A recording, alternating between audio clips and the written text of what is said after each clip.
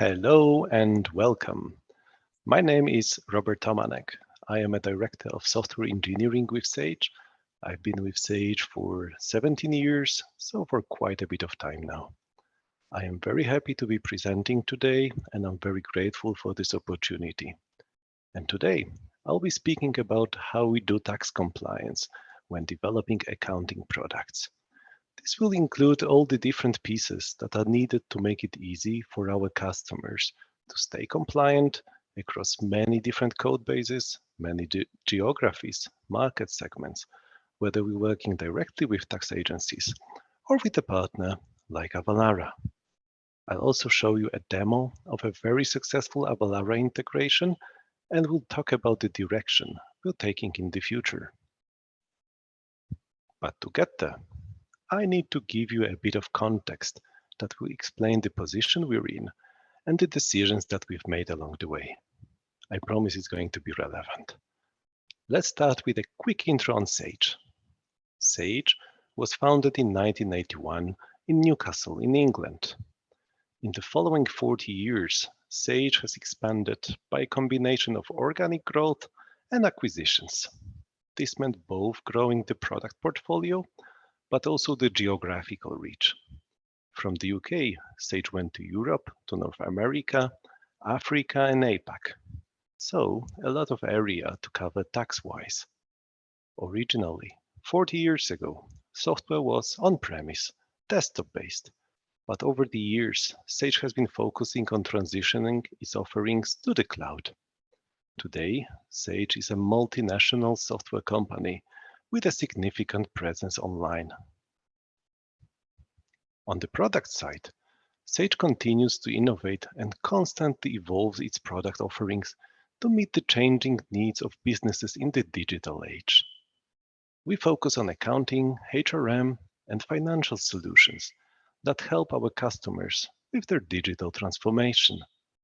In this presentation, however, I will mostly focus on the accounting products and cover the indirect tax compliance in this category.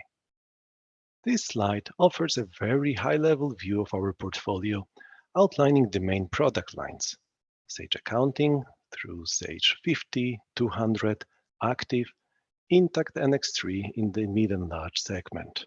We also have Sage People, HR, and Payroll. What is not shown here, however, is that in practice we also have some other products and many more code bases. This makes our life very interesting. To give you a bit more detail, let's focus on one of the products and show how the tax compliance works there, focusing on the US and the integration with Avalara. Sage Intacct is one of Sage's crown jewels, one that has been enjoying a very dynamic growth for over 20 years. It's a very successful accounting product with multiple modules that go well beyond basic accounting package. So there's AP and AR, billing, invoicing, GL, cash management, orders and purchases, and more. Well, today, Intacct is a global product, supporting customers whose businesses span multiple countries. It actually originates from the US, so of course, sales tax support was a must. The solution to sales tax for Intacct was integrating with Avalara. Intacct takes advantage of all Avalara features that are relevant in this context, so it does tax calculation, reporting, exemption certificate management, and so on. The integration was implemented very early on, using the SOAP APIs and the legacy Avalara SDK. Today, the solution is really polished, it's very tightly integrated into the product, baked into the code of the screens, and I'm sure that everybody who is close to software engineering understands what I mean here. It's a double-edged sword. On the one hand, it is great because it offers top-notch experience to the customers. On the other hand, however, it makes changes and even bug fixes slightly more difficult, and things like migrating to the new REST APIs are definitely not for the faint of heart. But of course, Customer happiness is of key importance, and thankfully Avalara is a great partner to work with, offering a stable, high-quality connection, so there isn't a ton of maintenance that we have to do on the code. The customers love it. This is what matters. It's consistently getting great reviews. But enough of me talking and showing slides. Let's see a demo. For the demo, however, I'll defer to the experts and show you one of Intacct's official materials.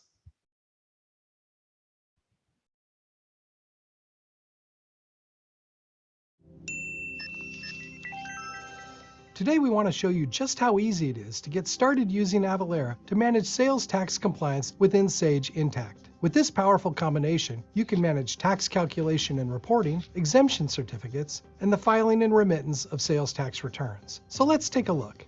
Avalara Avatax is already installed into your instance of Sage Intacct.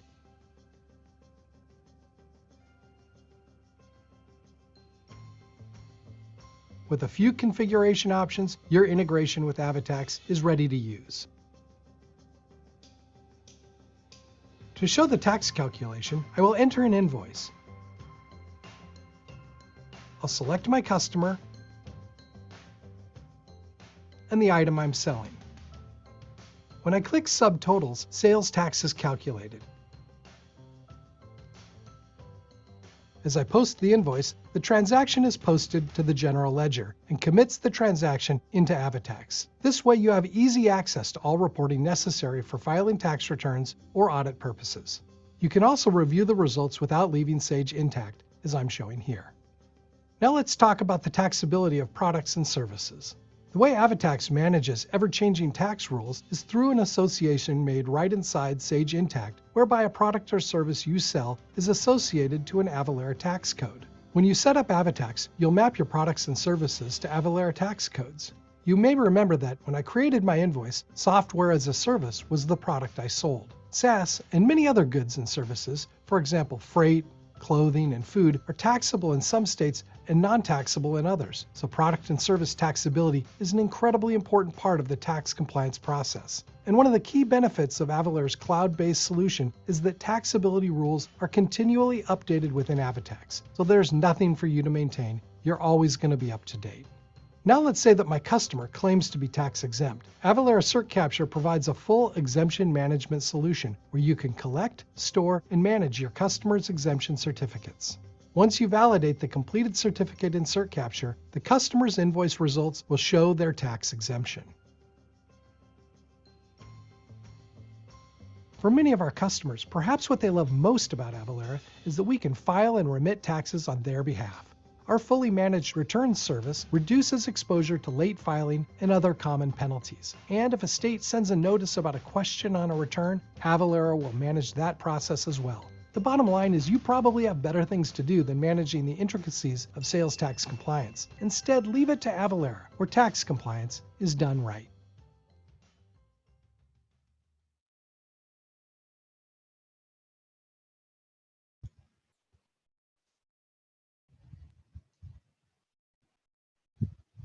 Okay, so that was Intacct and the integration with Avalara using the legacy SOAP APIs. But as I've mentioned before, Sage has multiple accounting products in multiple geographies.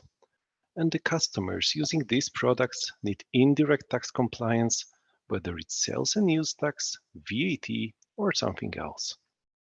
Up until a few years ago, each product team was implementing the tax compliance and reporting by themselves, so only in the scope of their particular product, pretty much like Intacct that I've just shown. This, however, resulted in the multiplication of effort across all the different products and the different code bases, both for the initial implementation and then for the ongoing maintenance and implementing the compliance updates, which in some countries can be quite frequent. This, of course, was wasteful, and it was slowing us down. As exciting as tax compliance is, the product teams wanted to focus on the functional features the customers were requesting. And the solution to this is compliance service. The basic premise of compliance service is that we remove all the common business and accounting activities that are required for indirect tax compliance, and we separate them out into a service. Under the hood is not one service, it's actually a set of multiple services that roughly fall into 4 categories: tax, connections, ID lookups, and reporting. The Sage products, including Intacct, Sage Accounting, and so on, they can mix and match to get what they need. The tax services are needed to calculate indirect tax on transactions, for example, when the customer is issuing an invoice. To support VAT, value-added taxes, we have 2 services.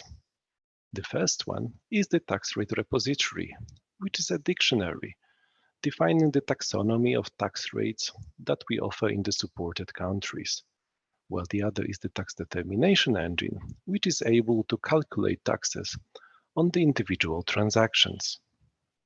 Connections service is responsible for authenticating users with third parties like government APIs and portals, as well as partners like Avalara. Having this done centrally allows us to realize the single sign-on functionality, which is important for customers who are using more than one Sage's product. A typical use case is accountants. ID lookups allow to cross-reference the contact data against government and government-affiliated directories, for example, to allow the customers to ensure that their client is VAT registered. However, the biggest application here is regulatory reporting. This is really where the magic happens. Regulatory reporting is an interesting beast because, as I've mentioned, it's one application that needs to be able to add the tax reporting aspects to the products. And the products, they do differ greatly. Some are true cloud products. Some are cloud connected, so with at least a desktop client app. Some will have mobile versions. Some are targeted at the smallest of businesses, while some are for the middle and large market segments. So there are very different integration requirements from the technical perspective, as well as different user needs. For cloud-hosted apps, you can pretty much assume that the servers are always online. For on-premise, not so much. Plus, the communication is effectively one way only. Small business users, who most of the time are not professional bookkeepers or accountants, will expect simpler presentation of data and more help along the way. Professional users working for bigger companies expect the opposite. They need more information density and the software getting less in their way. Everyone, however, wants it to work fast. After analyzing the situation, we've identified the greatest common denominator. From the product's perspective, the tax reporting flow is a separate piece of external functionality. The product needs to hand the user over to regulatory reporting and let them do everything that is required in the context of a particular report. The user will typically review the pre-calculated report. They may want to make some amendments. They may want to get somebody to review the report, and ultimately they will want to submit it to the tax authority. This is also conceptually the point at which we branch the execution between the reports implemented internally by Sage and reports implemented by third parties like Avalara. What we wanted to have was for this to be transparent to the products and only have one API and one high-level workflow so that the products can only connect to compliance service once, and then they can keep consuming the reports for different countries and different needs that the customers might have, whether the reports are provided by Sage or by Sage's partners. For this purpose, the application has something that we internally call the Universal API. It's an asynchronous API with polling and notifications, which is a very robust model and works really well in scenarios where we cannot tell upfront how much time the user will want to spend working with a report. First of all, the product needs to upload all the relevant transactions that need to be reported on to regulatory reporting, and then transition the user to our UI. The accounting app will then keep updating the status of the report and the progress of the user in the background, so that it can be reflected in the originating product as well. In terms of the technical solution, we have a set of front-end API servers, with some of them implemented in Ruby on Rails, while some others are in Java Vertex, which is a reactive programming framework. Their job is to accept the incoming API requests from the products and put them into a processing queue. From the queue, they are being picked up by backend workers implemented in Java Spring and Spring Boot.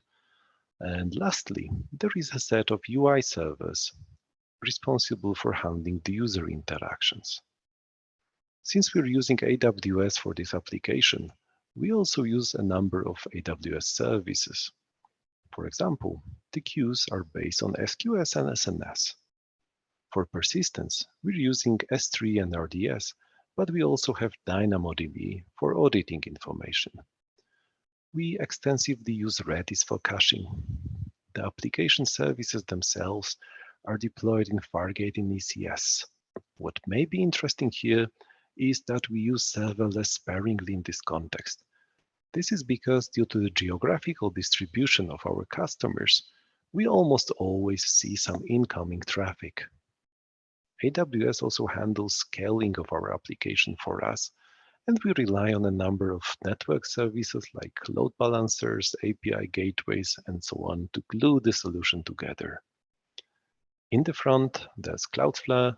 We also have New Relic for observability and monitoring. And it works really, really well. It's very robust. But there is always something that can be done better. The main shortcomings of the current solution are relating to the user experience, as the data needs to be packaged, sent, and processed by regulatory reporting before the user can be transitioned over. There's an inevitable delay. If the user has many transactions, the delay will be longer. Also, batches of data do not work great in some scenarios, notably for some of the Avalara integrations. They can be a problem because synchronizing changes coming from the Avalara UI with any changes coming from the product is difficult. Lastly, the one workflow assumption makes it easy for the products to integrate with the APIs. However, it also limits the designers in terms of what they can offer to our customers to make the experience the best possible. So we decided to break it down a bit. First of all, we separate the data path from the UI path. We want the products to keep sending us data as it's generated or updated by the users, so it's always ready on our side. We then pre-calculate everything that we can pre-calculate, so that whenever the user wants to access a report, it's already there waiting for them. UI-wise, we are not making any big changes now. However, we are breaking down this one workflow assumption a bit so that it can be customized to fit the user needs in different scenarios. The biggest change, however, is really around the data path and the technology. Rather than relying on static batches of data, we're going to heavily rely on streaming and acting on individual data items as they travel in the streams by either including them in the calculation for internal Sage reports or passing them to partners like Avalara for further processing. And that was everything that I wanted to show today. I hope this was of interest and gave you some insight on how we implement indirect tax compliance. While some of the issues and solutions presented may be unique to Sage, I am sure a lot of that will resonate with others. Thank you very much for your time. If you have any questions, please put them into the chat. I'll be happy to answer them.